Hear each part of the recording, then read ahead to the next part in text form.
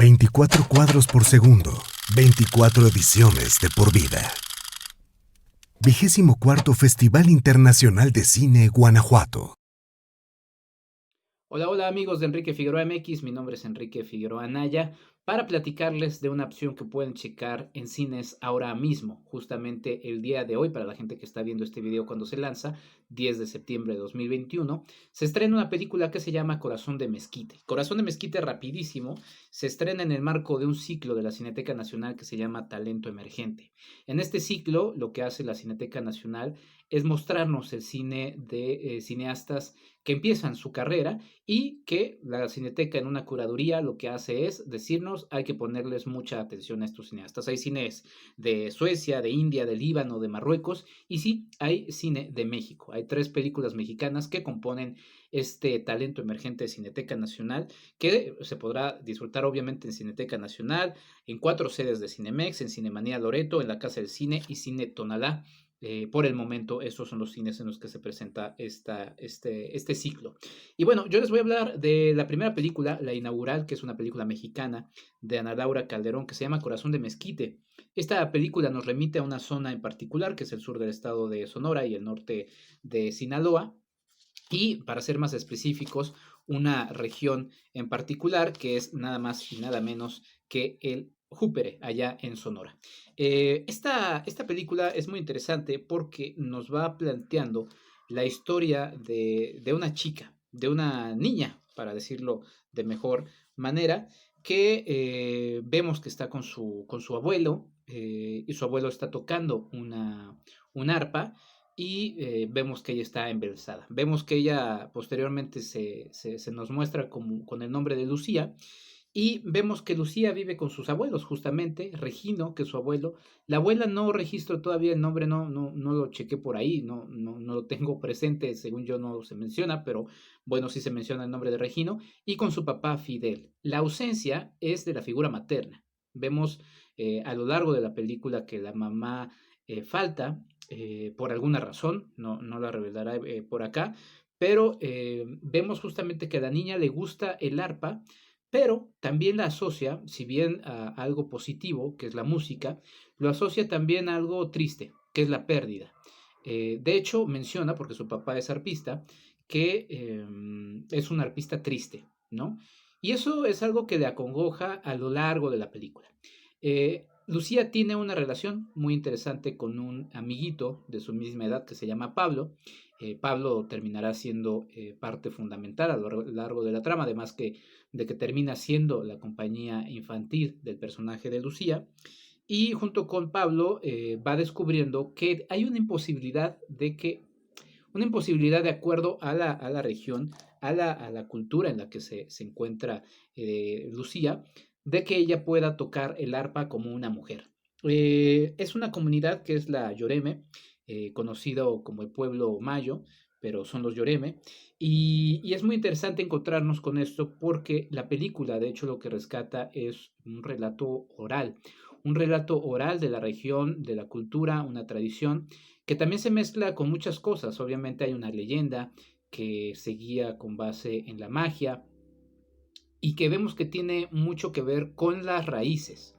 Pero bueno, son raíces que también han pasado por diversos cambios o puntos importantes a lo largo de su historia, porque vemos que están preparándose para una fiesta de su tradición, pero en esa fiesta también se ven elementos católicos mezclados. Entonces ahí vemos obviamente todo el sincretismo, toda esta situación que se fue dando en los primeros años de la presencia española y que se fue combinando con otras tradiciones que ya existían. Pero bueno, todo eso da una cultura muy compleja, muy particular, pero una cultura que es suya, que es propia, ¿no? Me parece muy interesante la película, justamente porque ahí se menciona el Yoremnoca, que es una lengua que se habla en la región, pero es una lengua que termina siendo, por así decirlo, de, pues sí, sustraída de la comunidad, ¿no? Prohibida. Lo que hacen, y se nos menciona, es que el Estado, el gobierno, pues lo que ha hecho a lo largo de muchos años es justamente denostarla. Y hay una frase muy interesante al final de la película, porque justamente lo que dicen es que todo este tipo de estrategias, lo que intentaban hacer era una frase que lamentablemente en México nos resulta muy común, que es la de quitarle lo indio a lo indio. Obviamente denigrando esto, ¿no? Y hablando de algo que afortunadamente en el discurso contemporáneo ha sido superado pues, ya de manera, por lo menos en un mundo académico y de ideas, en algunos aspectos todavía no, el asunto de la famosa modernidad, ¿no? ¿Qué significa la modernidad? Que no es otra cosa que, vista de manera muy superflua, vendría siendo la mejora de algo. Pero esa mejora de algo con respecto a qué, ¿no? Y muchas de estas culturas y de muchas de estas tradiciones y formas de vida tienen muchos elementos que esa modernidad tendría mucho que envidiarle, ¿no? Entonces, es algo que se ha ido superando en el mundo de las ideas poco a poco. Y finalmente, pues la idea es justamente eso, ¿no? La supuesta modernidad a veces no, o muchas veces no termina siendo tan positiva. No debería, de hecho, casarse con esta idea de lo positivo. Entonces, con todos estos elementos es que va trabajando Ana Laura Calderón en su película Corazón de Mezquite. El mezquite también termina siendo un elemento importante y como les digo, hay mucha tradición y magia, ¿no? Hay una presencia de dos viejecillas que se autodenominan como brujas buenas, y van siendo una especie de guía en esta aventura de Lucía por cumplir un sueño, que es tocar el arpa. Pero, y en algo que termina siendo muy importante en una escena hacia el final, una especie de epílogo, una escena como en estas películas de superhéroes, que es la parte final, que nos revela algo que en este caso sí tiene mucho que ver con la película, es que el camino o la búsqueda de Lucía no es otra que aquella que nos refiere desde el inicio de la misma, ¿no? Que es que su papá es un artista triste.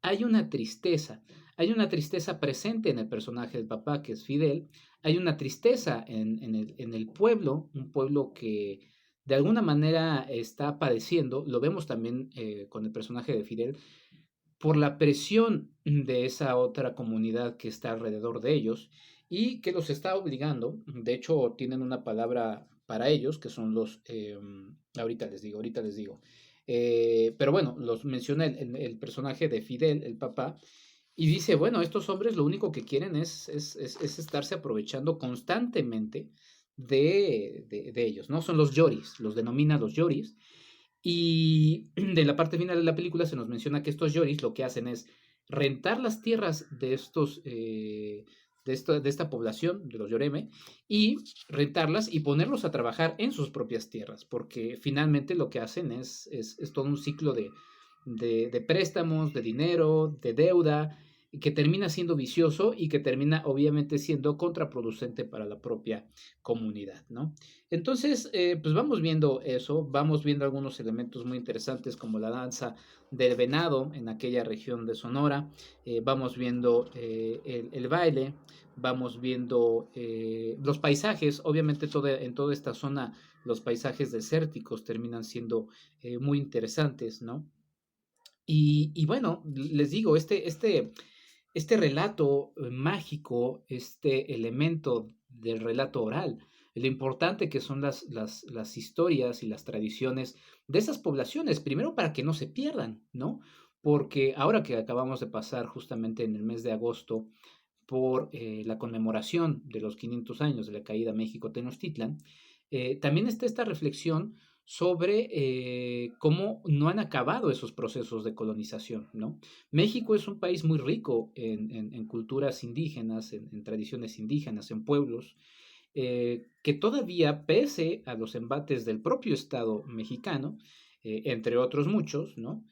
También los remito a una reseña que subí sobre el laberinto Yoeme, que es una película que justamente nos habla de estos embates de corporaciones, de empresas que lo que hacen es justamente sustraer recursos naturales de las poblaciones y entonces a partir de eso lo que hacen es realmente violentarlas y lo que buscan finalmente es su propia destrucción para sus propios beneficios, ¿no?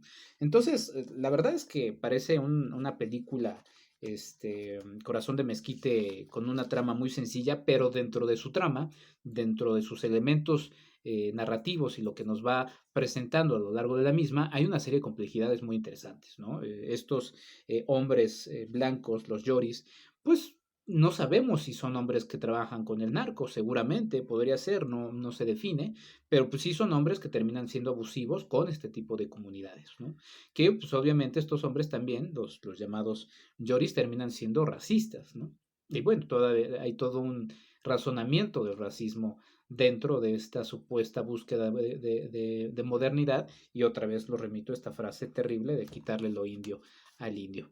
La verdad es que es una película muy interesante, Corazón en Mezquite, les digo, se va a poder disfrutar a través de bloques, es decir, si empieza hoy, 10 de septiembre de 2021, este ciclo de talento emergente, en los próximos días se podrán disfrutar otras películas. Entonces traten de buscar en la cartelera de Cineteca Nacional cuándo sale Corazón de Mezquite, cuándo la van a poder ver en las distintas sedes. Les repito, 4 Cinemex, Cineteca Nacional, obviamente, Cinemanía Loreto, La Casa del Cine y Cine Tonalá. Bueno, sin más, los invito a que sigan todo lo que estoy haciendo en www.enriquefigueroa.mx. Ya saben, si les gusta, compartan, denle manita arriba, compartan, pónganle campanita. Ya dije compartan 2 veces, pero es que quiero que lo hagan. Y también, pues finalmente, si les gusta muchísimo, sean Patreon, patreon.com/enriquefigueroa.mx. Hay una serie de recompensas si son mis mecenas.